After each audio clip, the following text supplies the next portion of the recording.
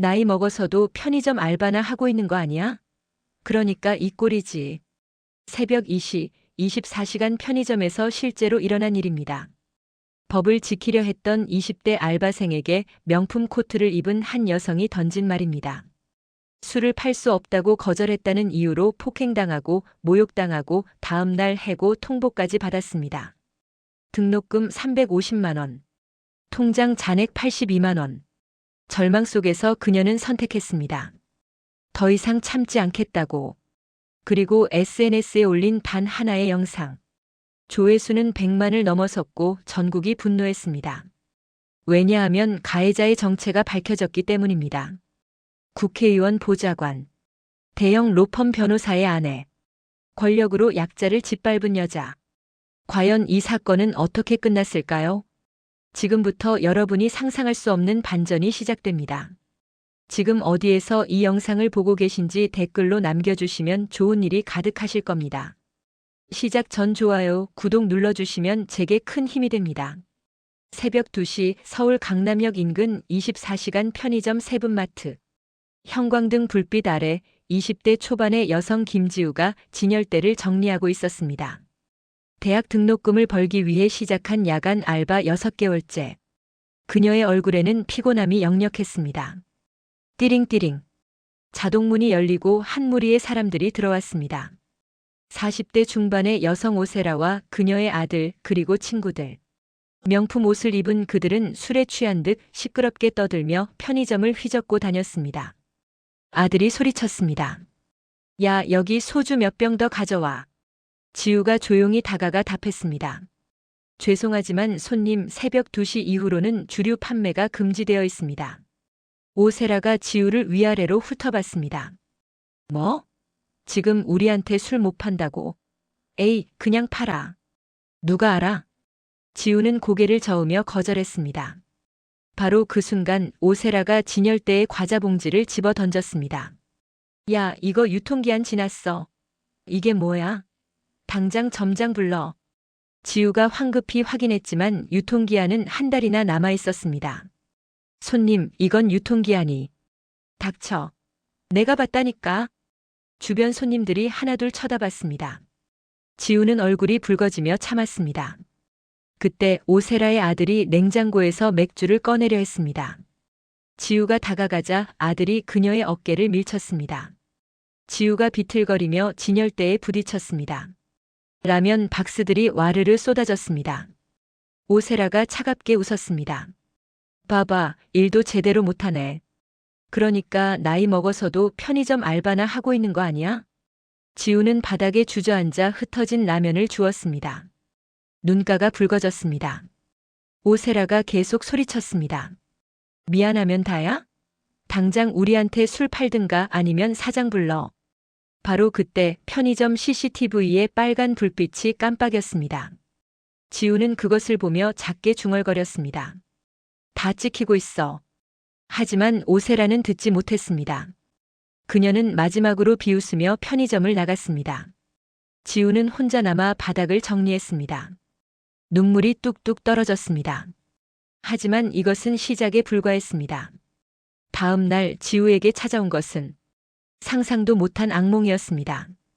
과연 오세라는 누구였을까요? 다음 날 오후, 지우는 점장에게 불려갔습니다. 50대 남성 점장은 난처한 표정이었습니다. 지우 씨, 어제 손님이 민원 넣었어요.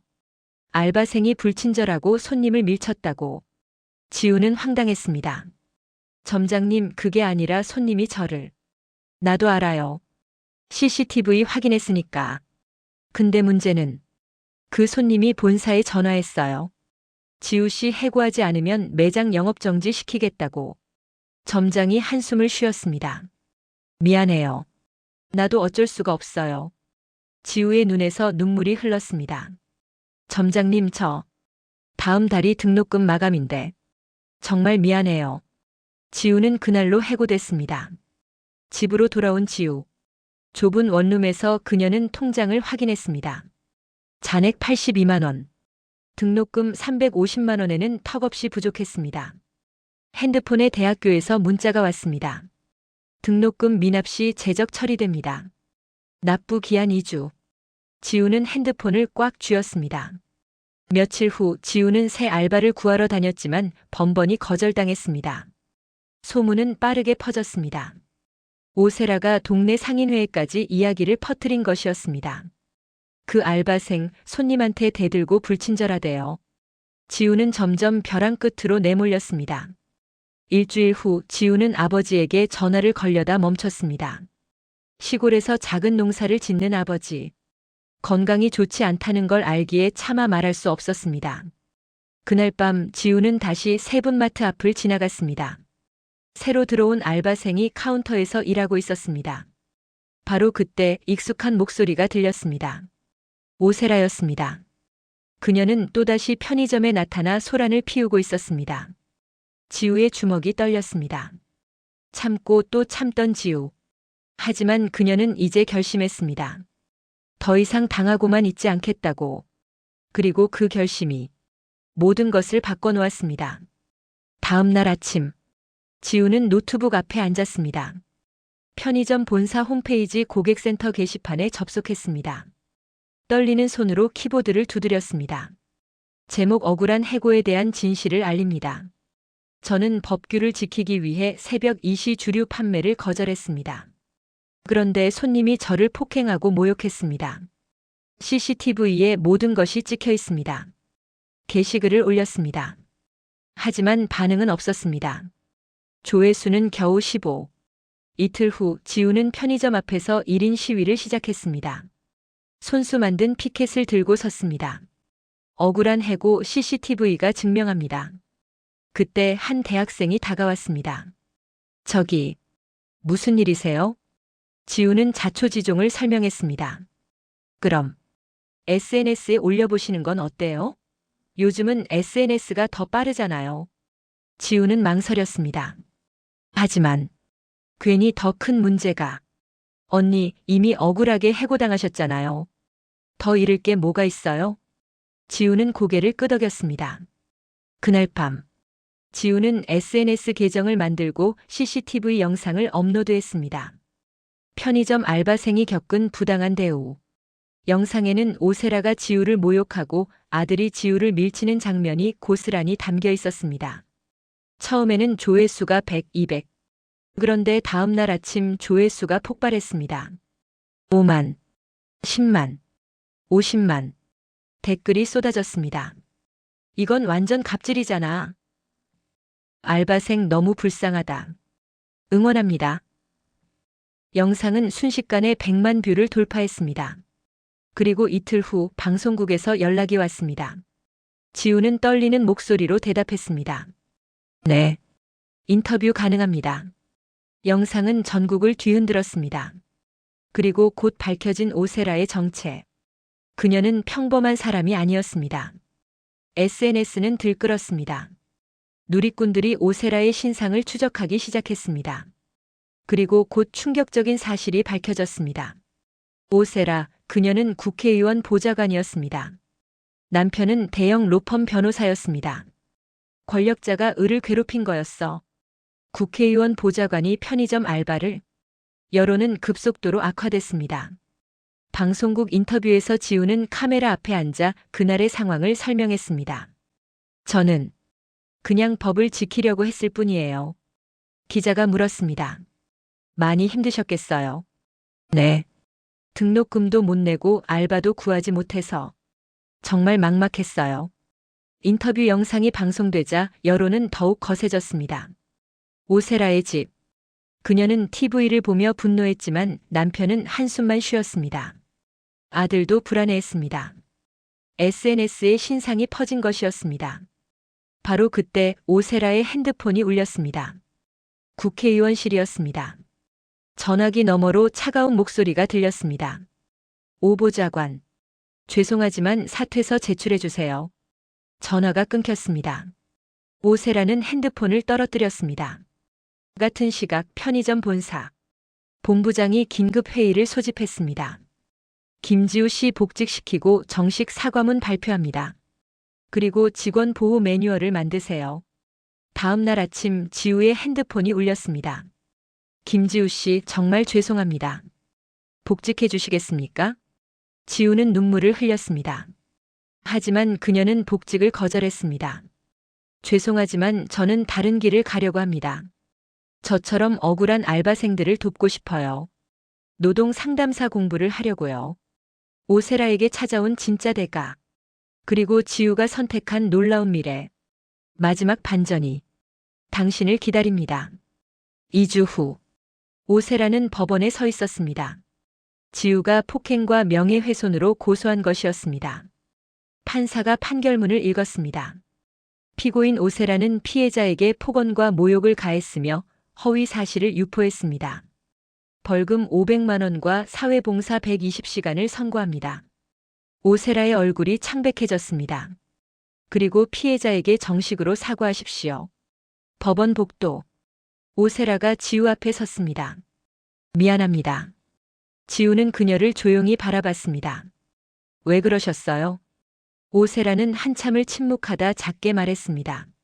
나도 몰랐어요. 그냥 화가 났어요. 지우는 한숨을 쉬었습니다. 저는 용서할 수 없어요. 하지만 다른 사람한테는 그러지 마세요. 알바생도 청소부도 경비 아저씨도 모두 존중받을 자격이 있어요. 오세라는 눈물을 흘렸습니다. 6개월 후 지우는 대학 강의실에 앉아 있었습니다. 등록금은 SNS를 통해 모금된 성금으로 해결했습니다. 전국에서 5천만 원이 넘는 후원금이 모였고 지우는 남은 돈을 알바생 권익보호단체에 기부했습니다. 교수의 강의가 이어졌습니다. 지우는 열심히 필기했습니다. 그녀의 꿈은 이제 명확했습니다. 나처럼 억울한 사람들을 돕는 노동 상담사. 어느 날 지우는 예전 편의점 앞을 지나갔습니다. 새 점장이 그녀를 알아봤습니다. 지우 씨. 지우 씨 덕분에 본사에서 직원 보호 규정을 완전히 바꿨어요. 이제는 손님이 폭언하면 바로 신고할 수 있어요. 지우는 미소 지었습니다. 그날 저녁 지우는 아버지에게 전화를 걸었습니다. 아빠, 나 이번 학기 장학금 받았어. 아버지의 목소리가 떨렸습니다. 그래? 우리 딸 대견하다. 아빠, 나 졸업하면 노동 상담사 될 거야. 우리 딸이 자랑스럽다. 1년 후, 지우는 노동 상담사 자격증을 따고 작은 상담소를 열었습니다. 알바생을 위한 무료 노동 상담소. 첫날 한 고등학생이 찾아왔습니다. 선생님, 저 알바하는데 사장님이 월급을 안 줘요. 지우는 따뜻하게 미소 지었습니다. 괜찮아요. 제가 도와줄게요. 당신은 혼자가 아니에요. 같은 시각, 오세라는 복지센터에서 봉사활동을 하고 있었습니다. 노숙자들에게 식사를 배식했습니다. 한 할아버지가 그녀에게 말했습니다. 고맙습니다. 오세라는 처음으로 진심으로 대답했습니다. 아니에요. 제가 해야 할 일이에요. 그녀는 그제야 깨달았습니다. 모든 사람은 존중받을 자격이 있다는 것을. 한밤의 편의점에서 시작된 작은 용기. 그것은 세상을 바꾸는 큰 변화가 되었습니다. 김지우는 더 이상 참지 않았습니다. 정의를 외쳤고 진실을 밝혔습니다. 그리고 그녀의 용기는 수많은 알바생들에게 희망이 되었습니다. 우리 사회에는 아직도 약자를 괴롭히는 사람들이 있습니다. 하지만 기억하십시오. 당신은 혼자가 아닙니다. 용기를 내십시오. 정의는 반드시 승리합니다. 이 이야기 이후 편의점 업계는 직원 보호 규정을 대폭 강화했습니다. 현재 김지우 씨는 노동 상담사로 활동하며 매년 500명 이상의 알바생들을 돕고 있습니다. 즐겁게 들으셨다면 좋아요와 구독을 눌러주세요.